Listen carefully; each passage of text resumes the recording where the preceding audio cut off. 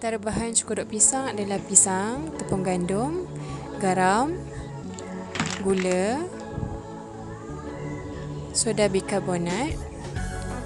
Okey, pisang dilenyitkan.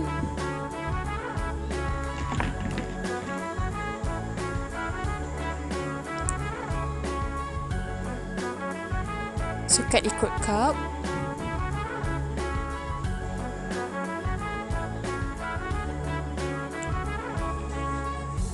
Dua cup pisang.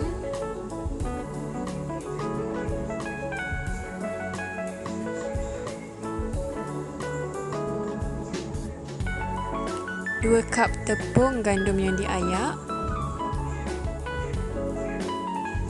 Ayak. Setengah cup gula pirang. Gula putih pun boleh. 1 sudu teh garam. Saya guna garam bukit. 1 sudu teh soda bikarbonat.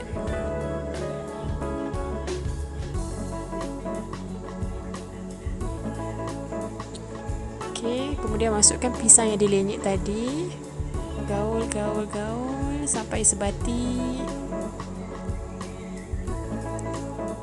Kena banyak kali gaul supaya dia kembang dan tekstur dia cantik. Okey, kemudian biarkan dikembang selama 20 minit. Kemudian hidupkan api dengan api yang sederhana. Dah kembang. Okey, kita masak guna acuan tangan. Lama-lama dia akan bulat sendiri. Nampak tak? Okey, golek-golekkan dia, bagi dia bulat. Walaupun nampak bujur, tapi bila kita golek-golekkan, insya-Allah dia akan bulat. Okey.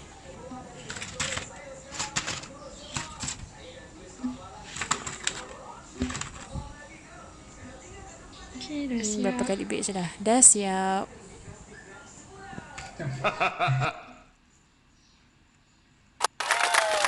Dah boleh makan.